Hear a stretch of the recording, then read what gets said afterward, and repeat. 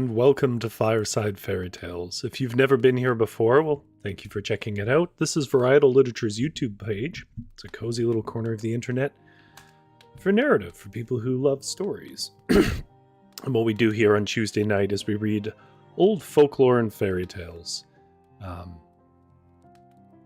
by Fireside. It's almost as if the name is meant to imply those things. If you're watching live, there's a live chat, which already has a few people cropping up in it, including Uncle Kitty, who I've not seen in the live chat in a while, and it's lovely to see you again, Uncle Kitty. But of course, it's lovely to see you all. I'm sorry to hear that you're still recovering, Tammy. And I'm sorry to hear that, Janera, your free time did not align with the stream. The fates continue to impede on our time together. Pardon me. What is up with this throat?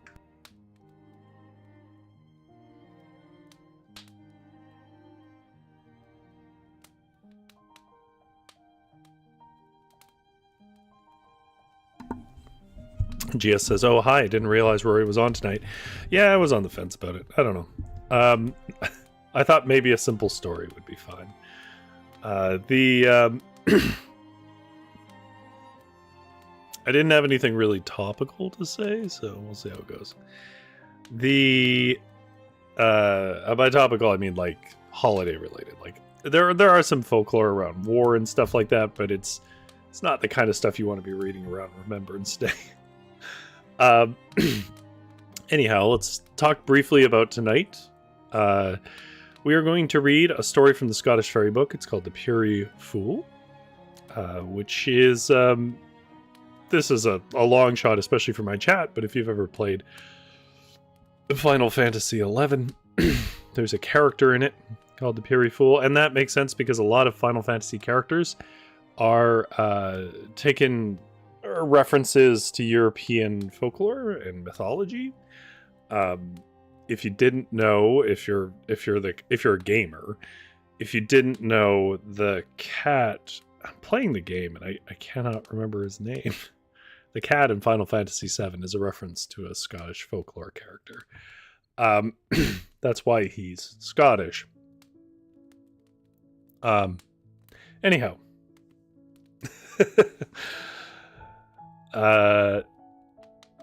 This story, though, is a kind of Frankenstein's monster of folklore tales. And what I mean by that is you'll see several recognizable folktales sort of stitched together. And not in a way that really makes much sense either. I think it's a fun story, but it is definitely a little strange. That said, I do love the freeform silliness of it. And the most notable element is, of course, the Peerifolk, or the Peerifolk. I'm going to do that. I know I'm going to do that. It's Peeri, not Perry. Which are small fey creatures that belong to the long list of regionally specific little fey people, like the Swedish Tomta, or the Cornish Piskies, or I don't know. There's like the kobolds in Germany. Like, you know, it goes on and on and on and on. Every region kind of has these. Anyways, this tale in particular, though, and the Peerifolk, come from the home of my great grandfather, the Orkney Isles. And I will say, if we have time, I do have a second story from the same book that I might do tonight, but we'll see how it goes. We'll see how the time goes. We'll see how my energy goes. A content warning, which I'll repeat before I start the story proper. It does include 2 references to fairly extreme domestic abuse. I mean, it's brief, but it is a little tonal whiplash in the story, and if that's something that's triggering to you, then because it's so core to the story itself, there's not really any way to get past it. This might not be the story for you. Obviously, it's not worth traumatizing yourself for a story. Uncle Kitty, I hope that's not a terrible thing, but we're happy to have you back in our company, as GS puts it. All right. Well, that's enough of me blabbing. Let's tell a story, eh? If it's the Orkney Isles, it's raining.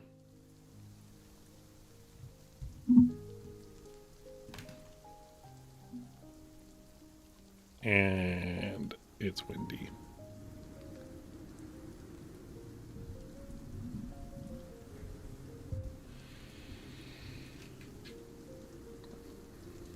Let me know if the sound mixes off or if I'm drowning myself out.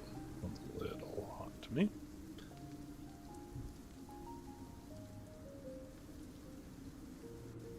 Yeah, Jess says I'm blowing. You are correct.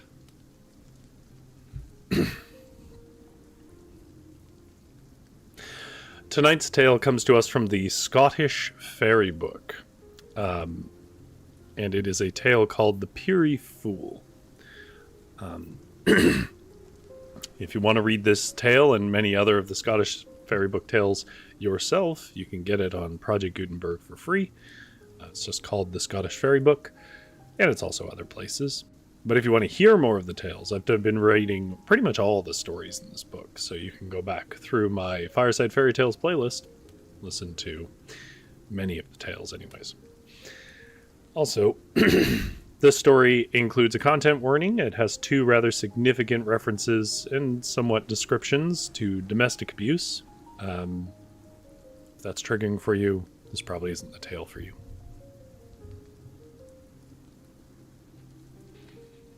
There was once a king and a queen in Rousay who had 3 daughters. And when the young princesses were just grown up, the king died, and the crown passed to a distant cousin who had always hated him and who paid no heed to the widowed queen and her daughters. So they were left very badly off, and they went to live in a tiny cottage and did all the housework themselves. They had a kale yard in front of the cottage and a little field behind it. And they had a cow that grazed in the field, which they fed with cabbages that grew in the kale yard. For everyone knows that to feed cows with cabbages makes them give a larger quantity of milk. But they soon discovered that someone was coming at night and stealing their cabbages. And of course this annoyed them very much, for they knew if they had not cabbages to give to the cow, they would not sell enough milk, or they would not have enough milk to sell. So the eldest princess said she would take out a 3-legged stool and wrap herself in a blanket and sit in the kale yard all night to see if she could catch the thief. And although it was very cold and very dark, she did so.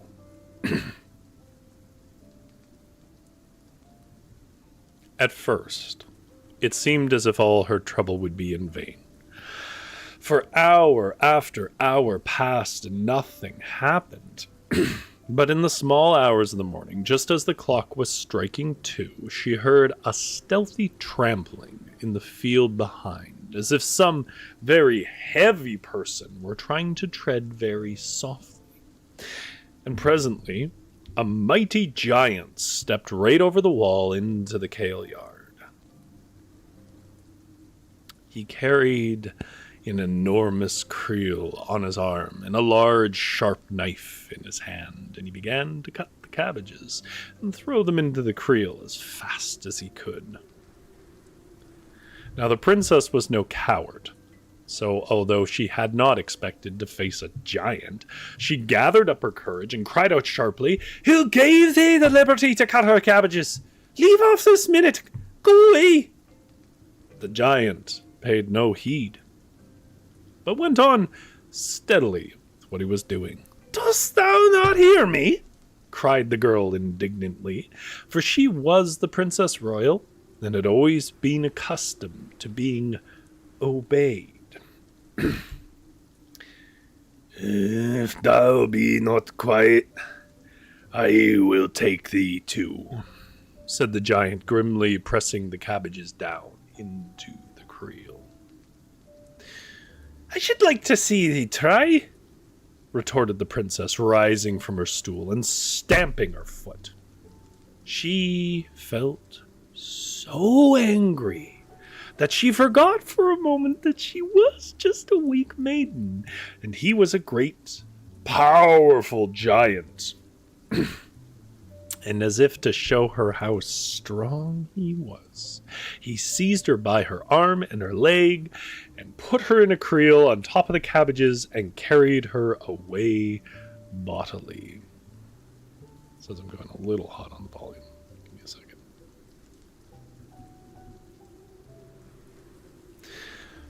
Hopefully that's not too quiet now, but you'll let me know.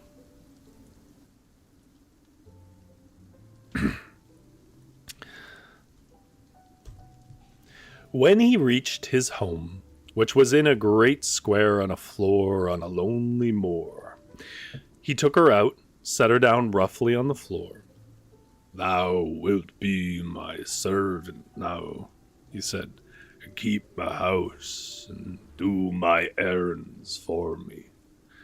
I have a cow, which thou must drive out every day to the hillside, and I see here is a bag of wool, and when thou hast taken out the cow, thou must come back and settle thyself at home, as a good housewife should, and comb and card it, and spin it into yarn, with which to weave a good thick cloth for my raiment. I am out most the day, and when I come home I shall expect to find all this done, and a great bicker of porridge boiled besides for my supper." The poor princess was very dismayed when she heard these words, for she had never been accustomed to work hard.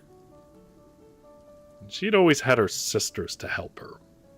But the giant took no notice of her distress, went out as soon as it was daylight, leaving her alone in the house to begin her work. As soon as he had gone, she drove the cow to the pasture, and as he had told her to do. But she had a good long walk over the moor before she reached that hill, and by the time she got back to the house, she felt very tired. So she thought that she would put on the porridge pot, make herself some porridge before she began to card and comb the wool. And she did so, and just as she was sitting down to sup them, the door opened, and a crowd of wee Peerifool came in. Now, they were the tiniest men and women that the princess had ever seen, and not one of them would have reached halfway to her knee. And they were dressed in dresses fashioned out of all the colors of the rainbow, scarlet and blue, green and yellow, orange and violet, and the funny thing was, every one of them had a shock of straw-colored yellow hair. They were all talking and laughing with one another, and they hopped up, first on stools and then on chairs. Pardon me.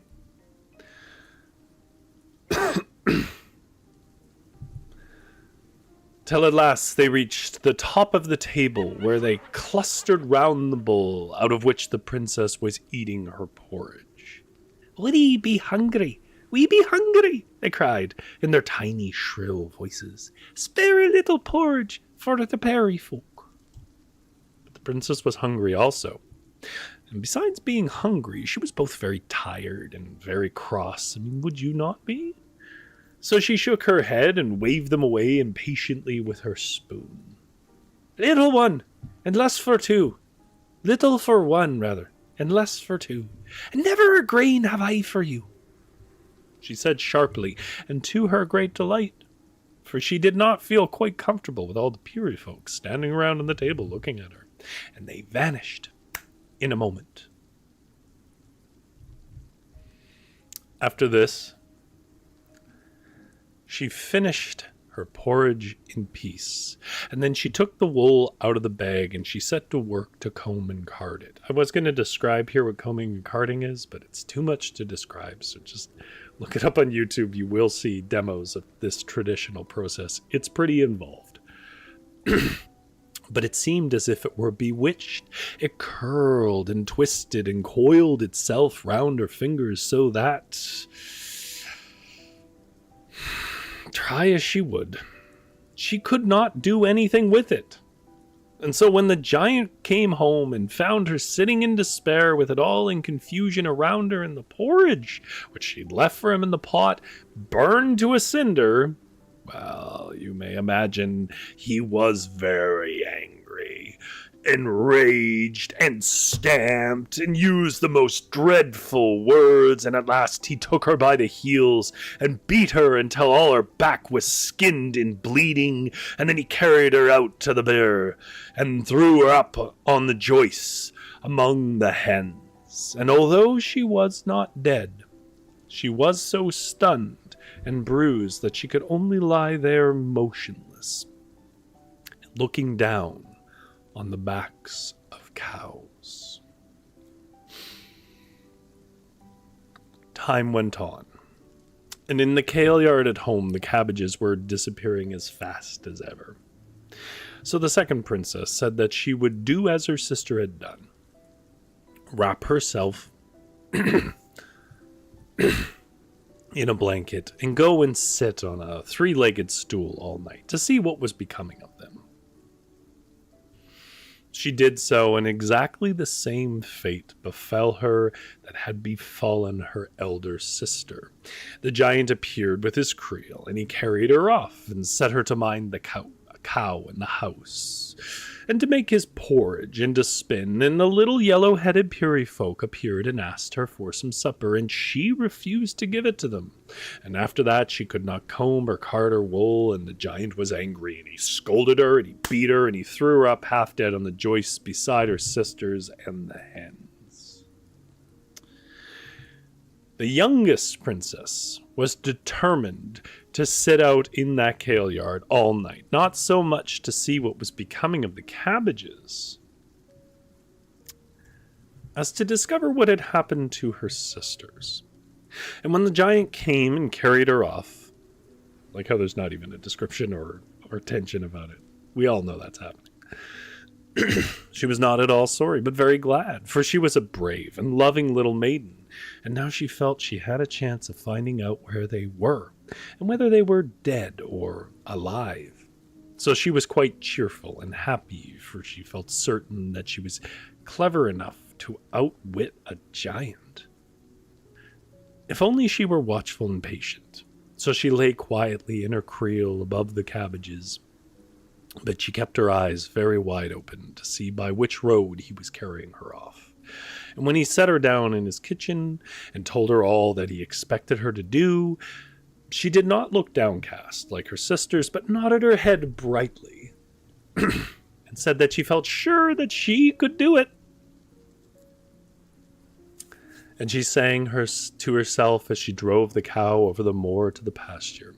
And she ran the whole way back so that she should have a good long afternoon to work at the wool. And although she would not have told the giant this, to search the house. Before she set to work, however, she made herself some porridge, just as her sisters had done.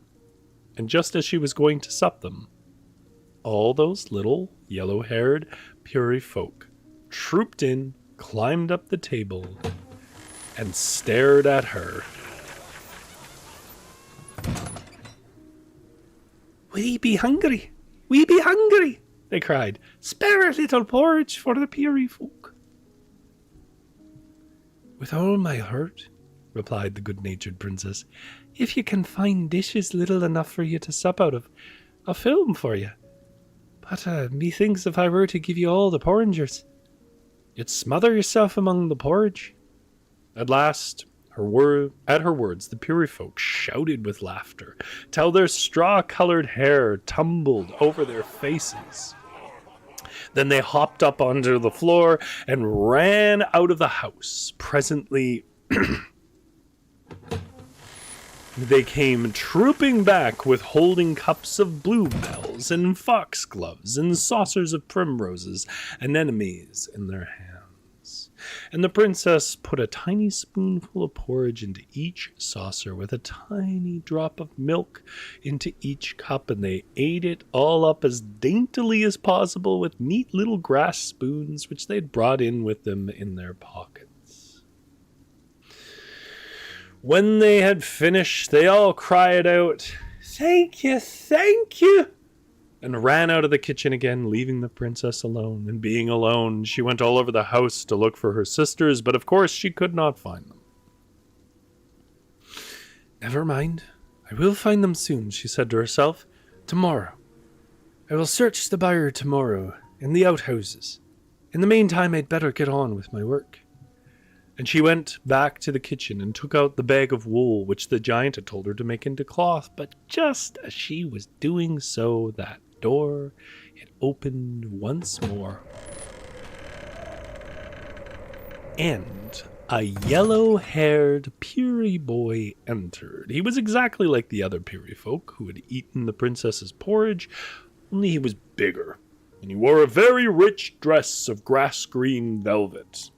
He walked boldly into the middle of the kitchen and looked around him. "Have thou work for me to do?" he said. "I can grind how to handle wool and turn it into fine thick cloth." "Well, I've plenty of work for anybody who asks it," replied the princess, "but I've no money to pay for it. There are but a few folk in this world who work without wages." "All the wages that I ask is that thou wilt take the trouble to find out my name. For few folk can it, few folk care to ken. But if by any chance thou canst not find it out, then thou must pay toll half of thy cloth." Ken just means no, by the way.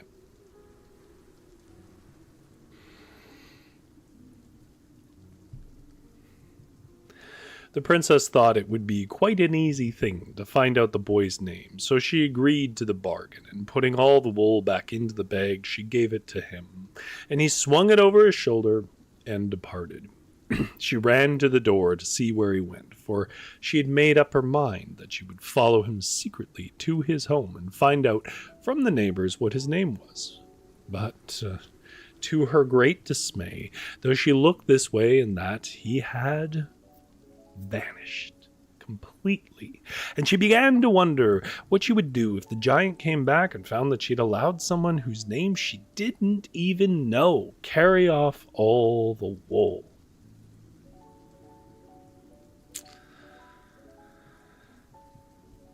And as the afternoon wore on, she could think of no way of finding out who the boy was or where he came from. She felt that she'd made a great mistake. And of course, she began to grow very frightened. Just as the gloaming was beginning to fall, a knock came at the door. And when she opened it, she found an old woman standing outside who begged for a night's lodging. Now, as I have told you, the princess was a very kind-hearted girl, and she would fain have granted the poor old dame's request, but she dared not, for she did not know what the giant would say. So she told the old woman that she could not take her in for the night, as she was only a servant, and not the mistress of the house. But she made her sit down on a bench beside the door, and brought her out some bread and milk, and gave her some water to bathe her poor, tired feet. She was so bonny and gentle and kind, and she looked so sorry when she told her that she would need to turn her away, that the old woman gave her her blessing and told her not to vex herself, as it was a fine dry night, and now that she had a meal, she could easily sit down somewhere and sleep in the shelter of the outhouses. When she'd finished her bread and milk, she went and laid down by the side of a green knoll, which rose out of the moor not very far from the byre door. And strange to say, As she lay there, she felt the earth beneath her get warmer and warmer and warmer until she was so hot that she was fain to crawl up on the side of the hillock in hope of getting a mouthful of fresh air. And as she got near the top, she heard a voice which seemed to be coming from somewhere beneath her, saying, "Tease, teasins, tease, card, cardins, card, spin, spinnin', spin, for Peerifool, for Peerifool, for Peerifool is what men call me." When she got to the very top, she found that there was a crack in the earth through which rays of light were coming. And when she put her eye to the crack, what should she see below? What a brilliantly lighted chamber in which all the Peery folk were sitting in a circle, working away as hard as they could. Some of them were carding wool, some of them were combing it, some of them were spinning it constantly, wetting their fingers with their lips in order to twist the yarn fine as they drew it from the distaff, and some of them were spinning the yarn into cloth.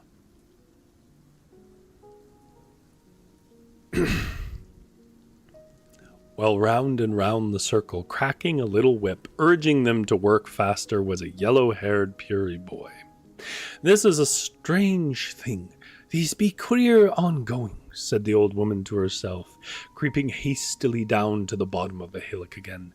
"I must e'en go and tell the bonny lass in the house yonder. Maybe the knowledge of what I've seen will stand her in good stead some day. When there be fairy folk about, it is well to be on one's guard." And so she went back to the house and told the princess all that she'd seen and heard. And the princess was so delighted that she had told her that she risked the giant's wrath and allowed the woman to go and sleep in the hayloft. It's not very long after the old woman had gone to rest before the door opened and the Peery boy appeared once more, with a number of webs of cloth upon his shoulder. "Here is thy cloth," he said with a sly smile, "and I'll put it on the shelf for thee the moment thou tellest what my name is." Then the princess, who was a merry maiden, thought that she would tease the little fellow for a time ere she let him know that she had found out his secret. So she mentioned first one name, Peter or a Steve or something of that sort, and then another, maybe more bizarre, Filigree or Gibbons, and always pretending to think that she'd hit upon the right one, and all the time the Peery boy jumped from side to side with delight, for he thought that she would never find out the right name, and that half the cloth was certainly his. But at last the princess grew tired of joking, and she cried out with a little laugh of triumph, "Ha! Dost thou by any chance ken anyone called Peerifool, little mannikin?" And then he knew that in some way she'd found out what men called him, and he was so angry and disappointed, he flung the webs of cloth down in a heap on the floor and ran at the door, slamming it behind him.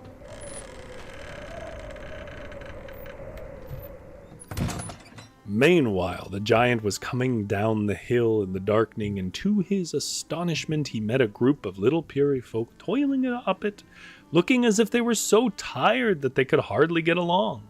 Their eyes were dim and listless, their heads were hanging on their breasts, and their lips were long, so long and twisted, and the poor little people looked quite hideous.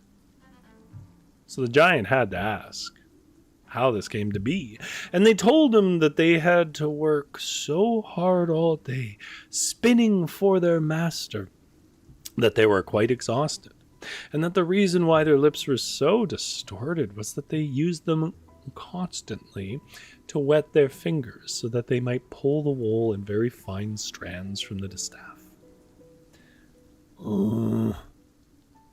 "I'd always thought a great deal of woman who could spin," said the giant, "and I look out for the housewife that could do so, but after this I'll be more careful." But the housewife that I have now is a bonny little woman, and I would be loath to have her spoil her face in this manner. And so he hurried home in a great state of mind in case she should find that his new servant's pretty red lips had grown long and ugly in his absence. Great was his relief to see her standing by the table, bonny and winsome as ever, with all the webs of cloth in a pile in front of her. By my troth, thou art an industrious maiden, He said in a high good humor, as much as a giant can manage it. and as a reward for working so diligently, I will restore thy sisters to thee. And he went out to the byre and lifted the two other princesses down from the rafters and brought them in and laid them on the settle. Their little sister nearly screamed aloud when she saw how ill they looked and how bruised their back were, but like a prudent maiden she held her tongue and busied herself with applying a cooling ointment to their wounds and binding them up, and by her sisters revived. And after the giant had gone to bed, they told her of all that had befallen. I will be avenged on him for this cruelty, said the little princess firmly, and when she spoke like that, her sisters knew she meant what she said. So next morning, before the giant was up, she fetched his creel and put her eldest sister into it, and covered her with all fine silken hangings and tapestry that she could find. And on top of all she put a handful of grass, and when the giant came downstairs, she asked him in her sweetest tone if he would do her a favor. And the giant, who was very pleased with her because of the quantity of cloth which he thought she had spun, said that he would. Then, carry that creeful of grass home to my mother's cottage for her cow to eat, said the princess. 'Twill help to make up for all the cabbages which thou hast stolen from her kale yard. And wonderful to relate, the giant did as he was bid, carried the creel to the cottage. Now the next morning she put her second sister into another creel, and covered her with all the fine napery she could find in the house, and put an armful of grass upon it. And at her bidding, the giant, who was really getting very fond of this young princess, carried it also home to her mother. The next morning the little princess told him that she thought that she would go for a long walk after she'd done her housework, that she might not be in when he came home at night, but that she would have another creel of grass ready for him if he would carry it to the cottage, as he'd done on the 2 previous evenings. He promised to do so. Then, as usual, he went out for the day. In the afternoon, the clever little maiden went through the house, gathering together all the lace and silver and jewelry that she could find, and brought them and placed them beside the creel. And then she went out and cut an armful of grass, and brought it in and laid it beside them. And then she crept into the creel herself, and pulled all the fine things in above her, and when she covered everything up with the grass, which was a very difficult thing to do, seeing she herself was at the bottom of the basket, then she lay quite still and waited. And presently the giant came in. And obedient to his promise, he lifted the creel and carried it off to the old queen's cottage. No one seemed to be at home, so he set it down in the entry and turned to go away, but the little princess told her sisters what to do, and they had a great can of boiling water ready in one of the rooms upstairs, and when they heard the steps coming round that side of the house, they threw open the window and emptied it all over his head, and that was the end of him and the story.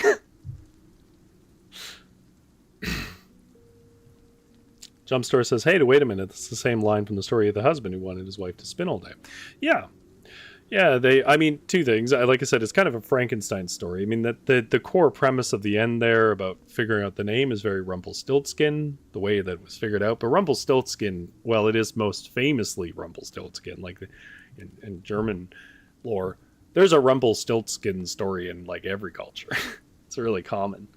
But also, I mean, I think this story is a good example of why I don't feel so like defensive of stories. Like when I read stories, I just see the history of all the narratives that they've pieced together there, and this is a good example of it. This is how stories generally get made, like jigsaw puzzles with a little bit of your own pieces. Lizzie Rose says, I like Frankenstein stories. Also, Lizzie Rose, I didn't see you were in here. That's great. Great to see you. What do we have for time? Well, I think it's right on the cusp. I know if I ask chat, they're just going to say yes. The longer you read folklore, the more you realize that most stories are composites. It's in the putting together of stories that is interesting, and how you find new relevance in old things. But if you want something truly original, I mean, you probably don't, honestly. I've read some books. I won't name them because it just invites a whole conversation I don't want. But I've read some books that I would say were truly original. And they're almost incomprehensible. And while they were interesting, I don't know that I would go out of my way to recommend them.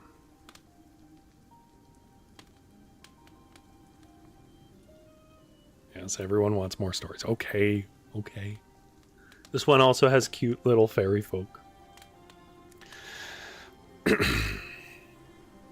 I will admit, by the time I reached the end of 5 weeks, actually I think it was closer to 6, because I did kind of a pre-Halloween stories, 6 weeks of Halloween type stories. I was like, I just want some cute stories.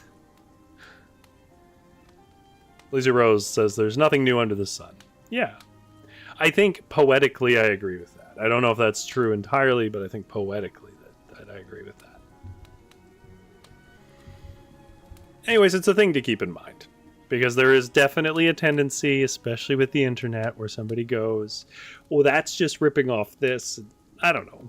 It depends. If it's just like a 1-to-1 remake, I guess, where they just like call it a different name, but there's lots of room for repetition on a theme.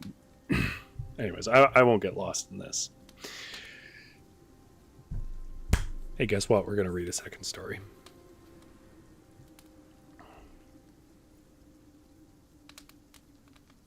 Yeah, I agree with that, Lizzie Rose. Tropes are a method of communication.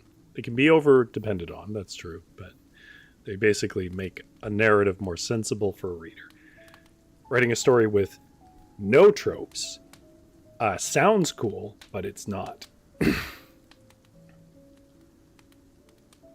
I haven't Gem Store, but that description catches my eye. How long is it?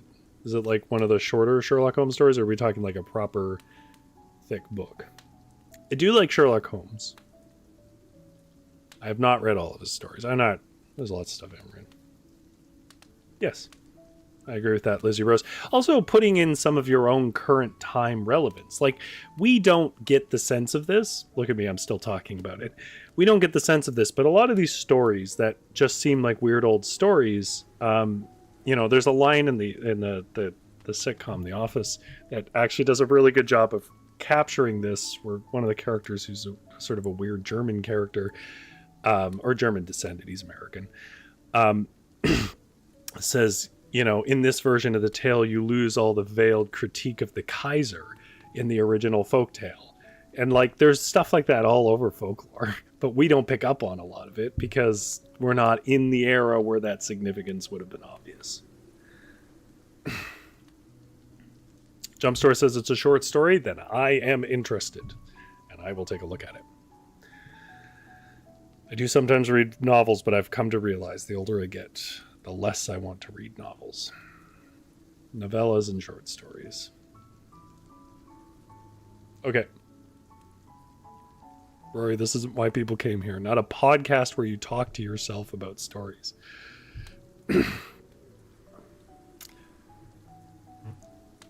Our second story is also from the Scottish fairy book, and it's called Farquhar MacNeil. And it is Doesn't really come with any content warnings, but what I will say is, just like the last tale, it is a bit of a Frankenstein of some other tales as well. Once upon a time, there was a young man named Farquhar MacNeil. He had just gone to a new situation. I laughed when I read it the first time, and I'm laughing the second time. Please, this week in conversation, try to work in that turn of phrase. I've just gone to a new situation, actually.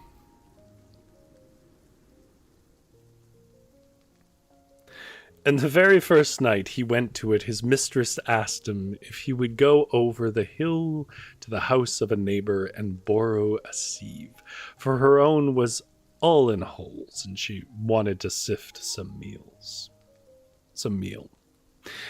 Farquhar agreed to do so, but he was a willing lad. He set out once upon his errand after the farmer's wife had pointed out to him the path he was to follow, and told him that he would have no difficulty in finding the house, even though it was strange to him, for he would be sure to see the light in the window. Well, he'd not gone very far, however, before he saw what took to be the light of a cottage window on his left hand, some distance from the path, and forgetting his mistress's instructions that he was to follow the path right over the hill, he left it, walked towards the light. I'm trying to pronounce GS a little subtly because I feel like if I really lean into how the Scottish pronunciation goes, I think YouTube's going to think I'm swearing.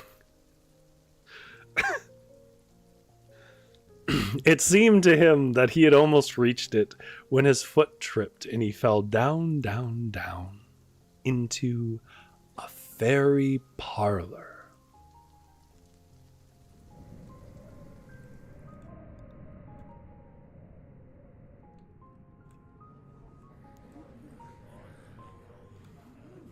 Far underground.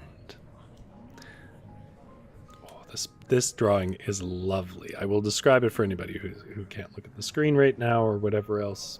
I did consider making this the front of the stream, but I didn't know if I was going to read the story.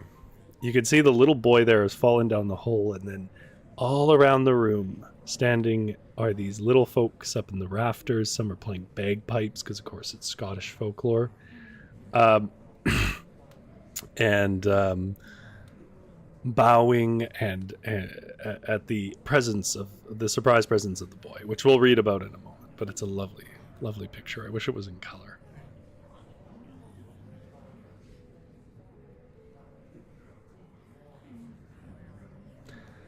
Jumpstore says you've never sworn in a video before. That's more true than it isn't. I don't know if I've ever said the word that they would think I'm saying in a video before, though. It was full of fairies, and they were engaged in different occupations. Close by the door, or rather the hole down which he had so unceremoniously tumbled, two little elderly women in black aprons and white mutches were busily engaged in grinding corn between two flat millstones. Other two fairies, younger women in blue print gowns and white kerchiefs, were gathering up the freshly ground meal and baking it into bannocks. That's Scottish bannocks, not Canadian bannock. Similar, but different enough to distinguish it here in my audience. Also a bread made of a grain, which they were toasting on a griddle over a peat fire, which was burning slowly in a corner. In the center of the large apartment, a great troop of fairies, elves, and sprites were dancing reels as hard as they could to the music of a tiny set of bagpipes, which were being played by a brown-faced gnome who sat on a ledge of rock above their heads. And by the way, I unironically love bagpipes. I will hear no slagging on bagpipes in the chat. They all stopped their various employments when Farquhar came suddenly down in their midst and looked at him in alarm But when they saw he was not hurt, they bowed gravely and bade him be seated. And then they went on with their work and with their play as if nothing had happened. But Farquhar, being very fond of dancing and being in no wise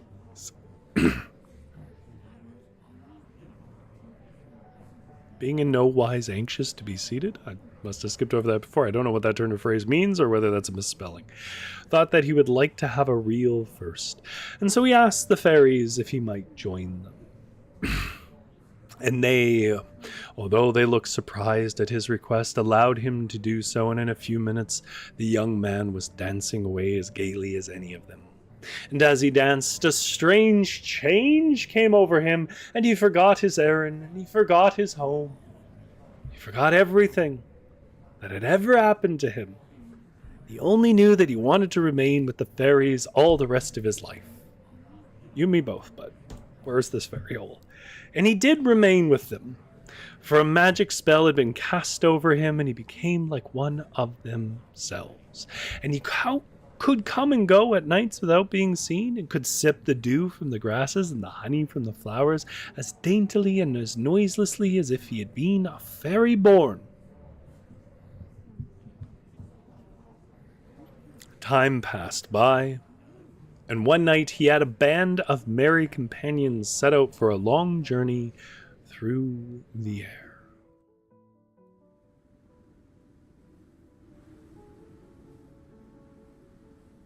They started early, for they intended to pay a visit to the man in the moon and be back again before cock-crow. And all would have gone well if Farquhar had only looked where he was going, but he did not, and being deeply engaged in making love to a young fairy maiden by his side. So he never saw a cottage that was standing right in his way, till he struck against the chimney and stuck fast in the thatch. His companions sped merrily on, not noticing what had befallen him, and he was left to disentangle himself as best as he could. As he was doing so, he chanced to glance down the wide chimney, and in the cottage kitchen he saw a comely young woman dandling a rosy-cheeked baby. Sort of means like swinging, the way people do with babies. Dandling, by the way, excellent word. We're bringing dandling back. If I run a stream on Thursday, it's going to be dandling focused. Now, when Farquhar had been in his mortal state, he'd been very fond of children, and a word of blessing rose to his lips. "God shield thee," he said, and as he looked at the mother and child, little guessing what the results of his words would be, for scarce had the holy name crossed his lips than the spell which had held him so long was broken. And he became as he had been before. Instantly his thoughts flew to his friends at home and to the new mistress whom he'd left waiting for her sieve, for he felt sure that some weeks must have elapsed since he set out to fetch it. So he made haste to go to the farm. And when he arrived in the neighborhood, everything seemed strange. There were woods where no woods used to be, walls where no walls used to be. To his amazement, he could not find his way to the farm, and worst of all, in the place where he expected to find his father's house, he found nothing but a crop of rank green nettles. In great distress, he looked for someone to tell him what it all meant, and at last he found an old man thatching the roof of a cottage. This old man was so thin and grey that at first Farquhar took him for a patch of mist, but as he went nearer he saw that he was a human being and was going close up to the wall and shouting with all his might. Proper Scott there. Shouting about housework, for he felt sure that such an ancient man would be deaf. Asked him if he could tell him where his friends had gone to and what had happened to his father's dwelling. Well, that old man listened.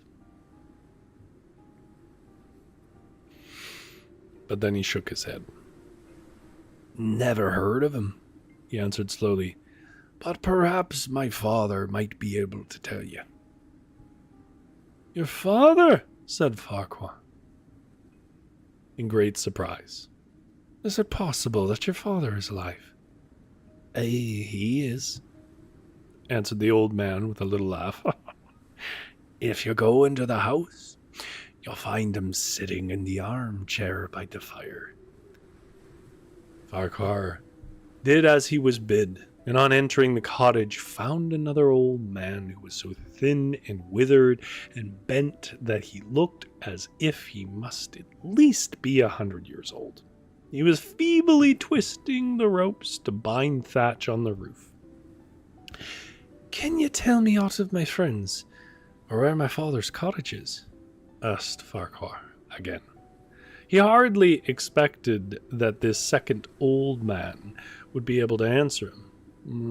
I cannot, mumbled this ancient person, but perhaps my father can tell you. Your father? Exclaimed Farquhar, more astonished than ever.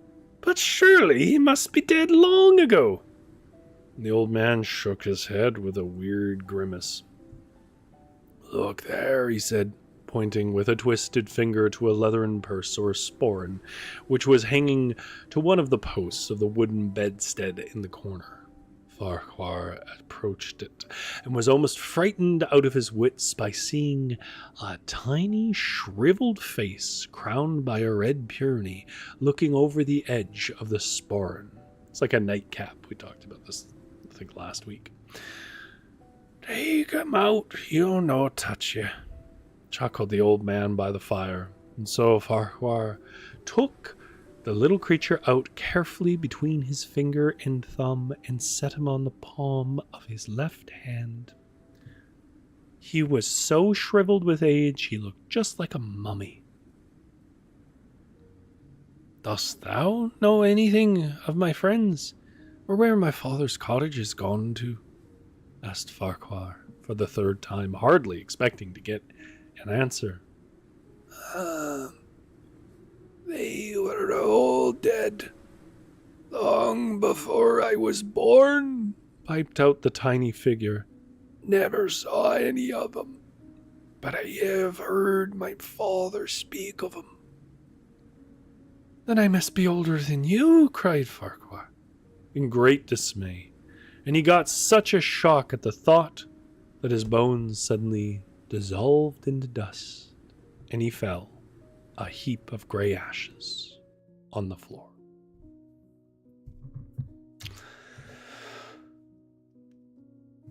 Jumpstore said cats where no cats used to be. Heaven. Indeed. Lizzie Rose says, I'm betting it's been 100 years. Well, it takes the same sort of structure as one of my favorite cycles of Irish lore, the Tir na Nog, the fairy kingdom at the bottom of various lakes, where the same structure occurs where somebody goes there, but usually they go for 3 days and it's 300 years. And there's a version of that was collected and put together by a Japanese woman who spent a lot of time in Ireland, so it's questionable. There's people, I should say, that question whether the chicken and egg about that. But there's a version of it where you go to the dragon's kingdom at the bottom of the sea, and again, it's 3 days, and she sends him back with a ribbon and whatever. Anyways, it's a cycle that I really like. But in this one, they don't have the Tir na Nog thing, but they do have the time travels differently with the Fae.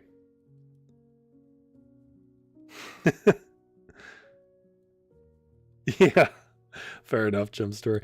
I liked the completely unrequired, I guess I would say, narratively not required, that this little sequence with 3 increasingly and absurdly older men, until you have one who is so shriveled and old he can fit in a sporran.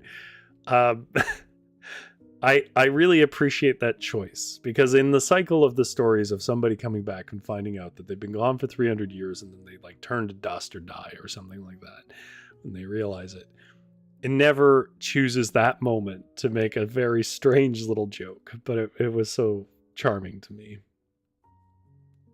GS says it would no wise means no ways. I mean, I guess I can see that, but I'm trying to figure out how that makes sense of this sentence.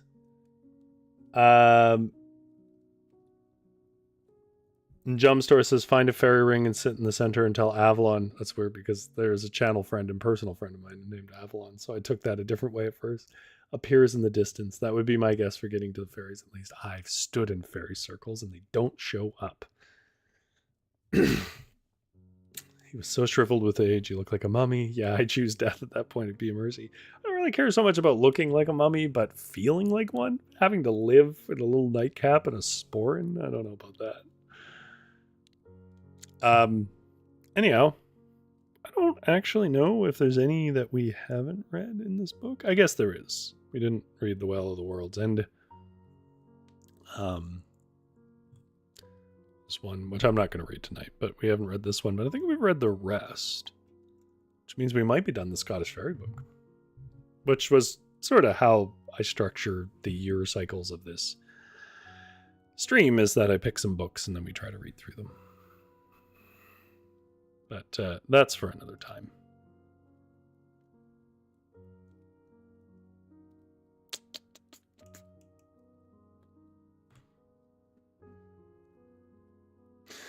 Yeah, true, Jump Store.